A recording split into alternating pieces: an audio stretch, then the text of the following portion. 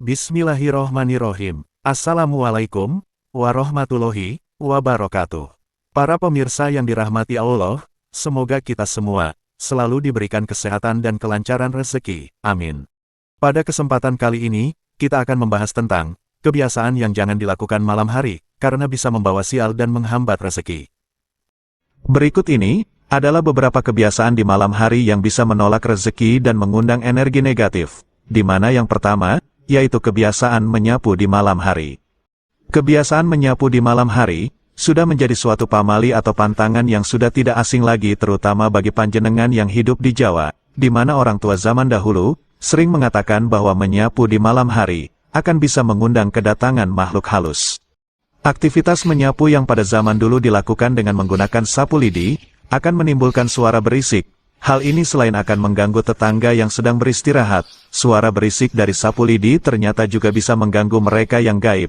Bahkan mungkin juga, sapu tersebut secara tidak sengaja justru mengenai mereka. Kebiasaan menyapu di malam hari juga akan bisa membuat panjenengan menjadi seperti orang bingung. Hal itu karena energi negatif akan menutupi jalan pikiran dan logika, sehingga lama-kelamaan panjenengan akan kesulitan dalam mengambil keputusan dan tindakan yang tepat. Satu lagi yang juga sering dikaitkan dengan kebiasaan ini, yaitu menyapu di dalam rumah pada malam hari akan membuat rezeki menjadi sulit. Hal itu sering dianggap karena orang tersebut justru membuang energi rezeki yang sudah dibagikan oleh alam semesta. Bahkan di dalam ilmu Feng Shui Cina, dikatakan bahwa menyapu lantai kamar tidur pada malam hari akan memicu terjadinya perceraian. Kebiasaan di malam hari yang bisa menolak rezeki dan mengundang kesialan urutan kedua adalah kebiasaan memotong kuku pada malam hari.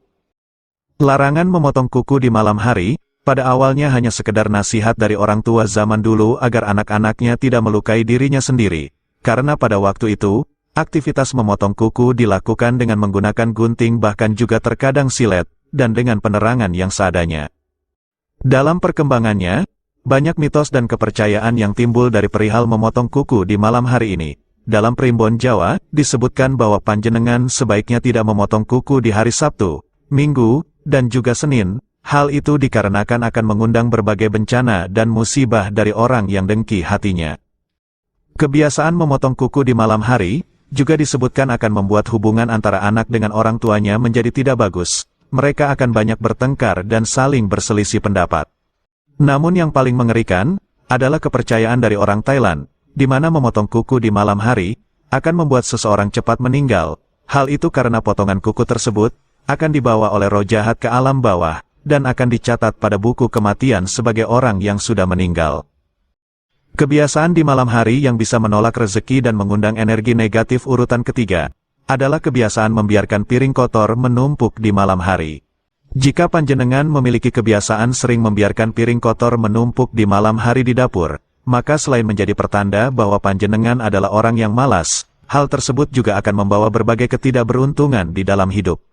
Di dalam kitab Primbon Cina alias ilmu Feng Shui, dapur dianggap merupakan inti atau sumber dari energi uang, sehingga jika dapur sebagai tempat untuk menghasilkan energi uang sering dibiarkan dalam keadaan kotor, maka akan sangat menurunkan kualitas dan kuantitas panjenengan dalam mencari rezeki, bahkan, juga dikatakan akan membuat seisi rumah menjadi mudah sakit-sakitan.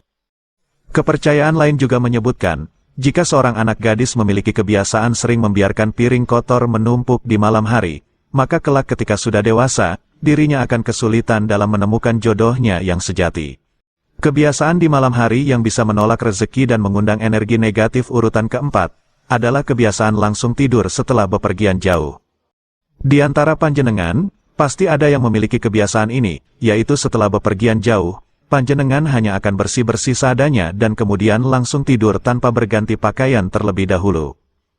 Tahukah bahwa debu yang menempel pada tubuh dan pakaian panjenengan juga membawa energi-energi tertentu yang kebanyakan bersifat negatif? Debu tersebut bisa saja mengandung residual energi atau memori dari tempat-tempat yang angker yang panjenengan lewati sepanjang perjalanan.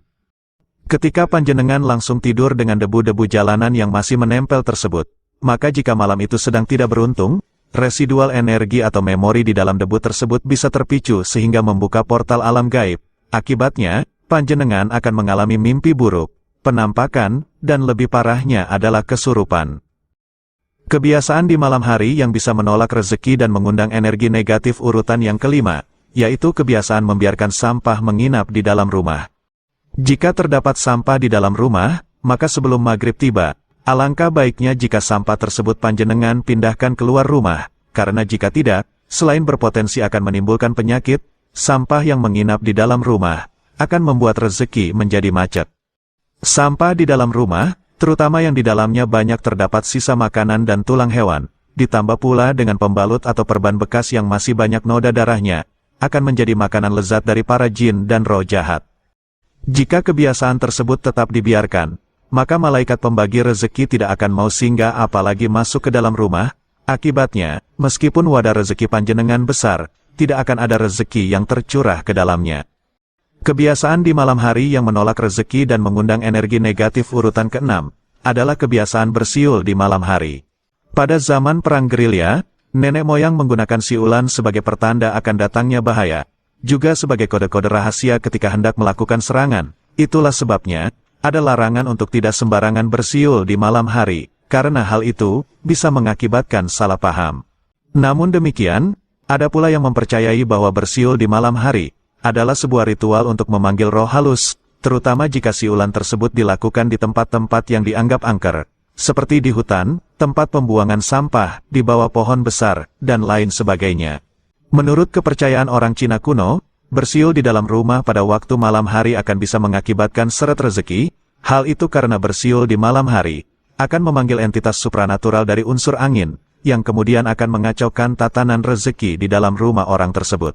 Kebiasaan di malam hari yang bisa menolak rezeki dan mengundang energi negatif yang ketujuh, adalah kebiasaan membiarkan jemuran berada di luar rumah pada malam hari. Jemuran yang sering dibiarkan semalaman di luar rumah, selain akan mengundang tindakan kejahatan, dipercaya juga akan menjadi sarang dan tempat tinggal dari para setan dan jin. Ketika pakaian tersebut dipakai, akan membuat orang yang memakainya menjadi sering merasa malas, mudah sakit, mudah marah dan mudah terpancing untuk berbuat hal-hal yang tidak baik. Sehingga akibatnya, jika dibiarkan secara terus-menerus, tentu akan menurunkan kualitas dan produktivitas hidupnya. Kebiasaan di malam hari yang bisa menolak rezeki dan mengundang energi negatif urutan yang ke-8, adalah kebiasaan menyisir rambut di depan cermin pada waktu malam hari.